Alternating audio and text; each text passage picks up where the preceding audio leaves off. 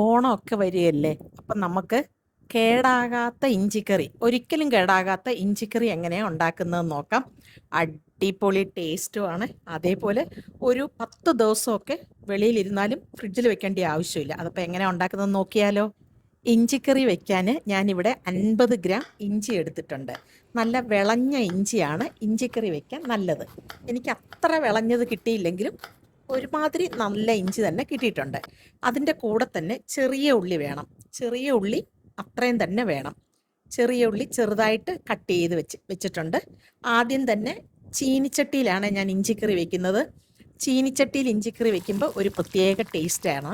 അതുകൊണ്ട് ചീനിച്ചട്ടിയിലാണ് ഇഞ്ചിക്കറി വെക്കുന്നത്. ആദ്യം തന്നെ വെളിച്ചെണ്ണ ഒഴിച്ചു കൊടുത്തിട്ട് ഗ്യാസിൻ്റെ ഫ്ലെയിം നന്നായിട്ട് വെക്കണം. എന്നിട്ട് നമ്മൾ കട്ട് ചെയ്ത് വെച്ചേക്കുന്ന ഇഞ്ചി ഇട്ട് കൊടുക്കണം. കരിയാൻ പാടില്ല. ഇതേപോലെ ബ്രൗൺ കളർ ആകുന്നത് വരെ നമ്മൾ മൂപ്പിച്ചെടുക്കണം. കരിഞ്ഞു കഴിഞ്ഞാൽ അത് വേറെ ടേസ്റ്റായി പോകും. അതിനുശേഷം ആ എണ്ണയിൽ തന്നെ നമ്മൾ കട്ട് ചെയ്ത് വെച്ചേക്കുന്ന ചെറിയ ഉള്ളിയും കൂടെ ഇട്ട് കൊടുക്കണം. നമ്മളിവിടെ ഈ ഇഞ്ചിക്കറി വെക്കാൻ വേറെ കൂടുതലൊന്നും പച്ചമുളകൊന്നും ഞാൻ ചേർക്കത്തില്ല. എന്താന്ന് പറഞ്ഞാൽ പച്ചമുളകൊക്കെ ചേർത്ത് കഴിഞ്ഞാൽ ചീത്തയാകാൻ ചാൻസ് ഉള്ളത് കൊണ്ട് പച്ചമുളക് ഇതിൽ ചേർക്കുന്നില്ല. ചെറിയ ഉള്ളി ഇതേപോലെ കുറച്ച് ബ്രൗൺ കളറാകുന്നത് വരെ മൂപ്പിച്ചെടുക്കണം. കരിയാൻ പാടില്ല, പ്രത്യേകം ശ്രദ്ധിക്കണം. അതേപോലെ നല്ല ഗ്യാസിൻ്റെ ഫ്ലെയിം എണ്ണ നല്ല ചൂടായിട്ട് വെക്കുമ്പോഴാണ് ഇതേപോലെ നോക്കി ക്രിസ്പി ആയിട്ട് കിട്ടും. ഇഞ്ചി അതേപോലെ തന്നെ ചെറിയ ഉള്ളി അതേപോലെ തന്നെ. അതിൽ നിന്ന് കുറച്ച് എണ്ണ ഞാൻ മാറ്റിയിട്ടുണ്ട്. അത്ര എണ്ണയുടെ ആവശ്യമില്ല. ആ എണ്ണയ്ക്കകത്ത് കടുകും കറിവേപ്പിലയും നമ്മൾ പൊടിച്ച് വെച്ചേക്കുന്ന ഇഞ്ചിയും ആ ചെറിയ ഉള്ളിയും ഒന്ന് ഗ്രൈൻഡ് ചെയ്തെടുക്കണം. നമ്മൾ ഫ്രൈ ചെയ്തല്ലേ വെച്ചേക്കുന്നത്. അതേപോലെ എന്നിട്ട് ഇങ്ങനെ എണ്ണയ്ക്കകത്തിട്ട് കൊടുക്കണം. എണ്ണയ്ക്കകത്തിട്ടിട്ട് നന്നായിട്ടൊന്ന് മിക്സ് ചെയ്തതിന് ശേഷം ആവശ്യത്തിനുള്ള മുളക് പൊടി, മല്ലിപ്പൊടി, മഞ്ഞപ്പൊടി. മല്ലിപ്പൊടി കുറവ് വേണം. അതായത് ഈ 50 ഗ്രാം ഇഞ്ചിക്കറി വെക്കുന്നതിന് ആവശ്യമുള്ള മുളക് പൊടി, മല്ലിപ്പൊടിയും മഞ്ഞപ്പൊടിയാണ് ഞാൻ ഇട്ടേക്കുന്നത്. എന്നിട്ട് ആവശ്യത്തിനുള്ള ഉപ്പും കൂടി ഇട്ട് കൊടുക്കണം.